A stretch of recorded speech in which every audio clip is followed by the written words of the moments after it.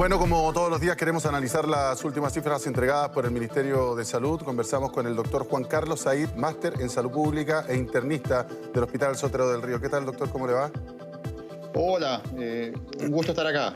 Buenas tardes. El gusto es nuestro, doctor. Bueno, yo dije algo antes de irnos al comercial, disculpe que sea tan autorreferente, pero dije demoledor, porque a menores exámenes, mayores contagios, y eso nunca es una buena noticia. No sé qué piensa usted.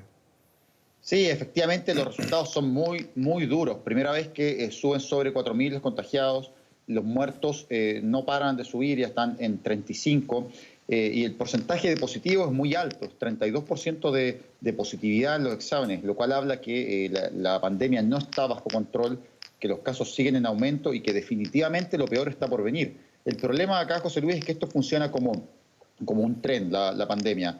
Un tren que es muy largo, que es muy pesado, demora mucho tiempo en frenar. Y acá se ha acumulado una masa muy grande de contagiados. Y sucede lo mismo que con un tren. No va a frenar esto de un día para otro. Entonces es muy probable que esto se prolongue por varias semanas.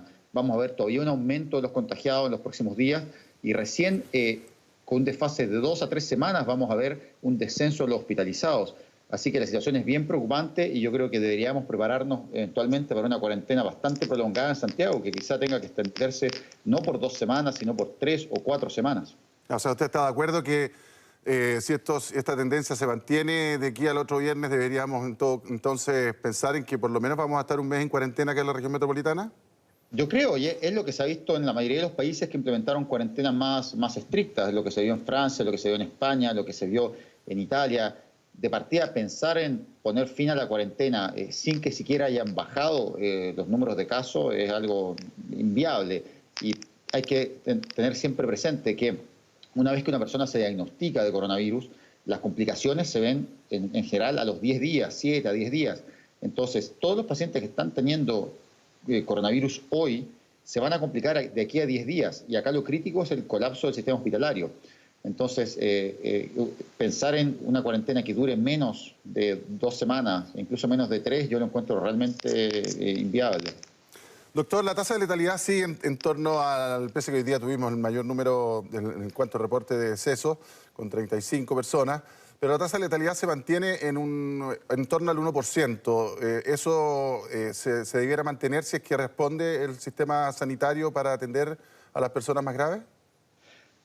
Efectivamente, la letalidad hasta ahora ha sido relativamente baja, lo cual es bueno, y se debe a que efectivamente nuestro sistema de salud no ha colapsado completamente. O sea, el colapso es un deterioro de la calidad de la atención, en que en el fondo los pacientes se van atendiendo en condiciones que son subóptimas, o sea, con ventiladores que no son los adecuados, en unidades, por ejemplo, de pediatría o en unidades de pabellones, donde habitualmente no se atienden pacientes ventilados por enfermedades respiratorias. Eso ya está pasando hoy.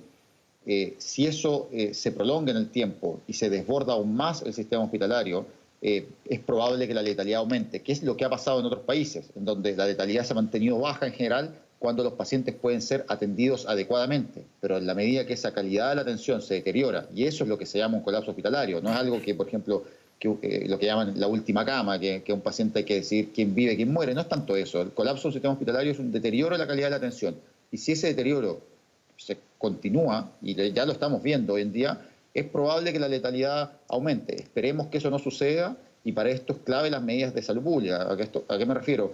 La cuarentena, el cumplimiento de la cuarentena, probablemente ampliar las zonas de cuarentena a las áreas de la región metropolitana que no están incluidas. Acá lo clave es controlar el número de casos, que sigue creciendo, desgraciadamente.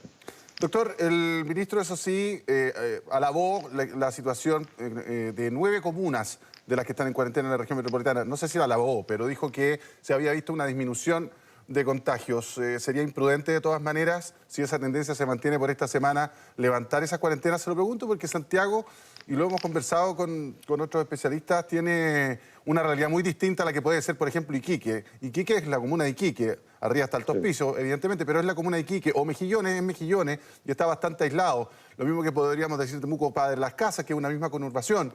Pero aquí estamos hablando donde viven prácticamente 5,5 millones de personas y donde las comunas están muy interconectadas. Sí. Porque una persona que vive en Macul seguramente puede estar trabajando en Providencia y tiene parientes que viven en Las Condes y así. Así es.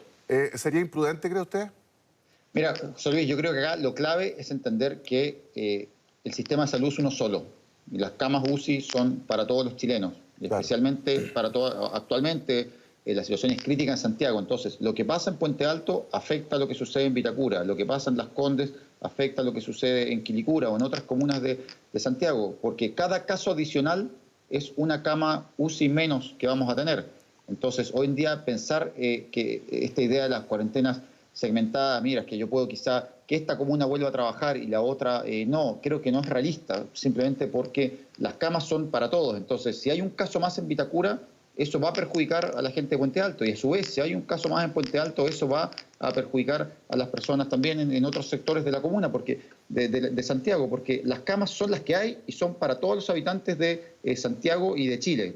Entonces, es difícil, las realidades no se entienden de forma aislada. Creo que hay que terminar con esta lógica de que como que cada uno se salva solo, porque la verdad no es así. O sea, acá las camas del Sotero de Río no son solo para los habitantes del Sotero de Río, se atienden a pacientes de la Florida, hay pacientes que se están trasladando de la Florida, por ejemplo, a clínicas del sector oriente o a otros hospitales de Santiago. Entonces, hay que entender el sistema de salud como una sola unidad, y en ese sentido las cuarentenas deberían funcionar como un todo.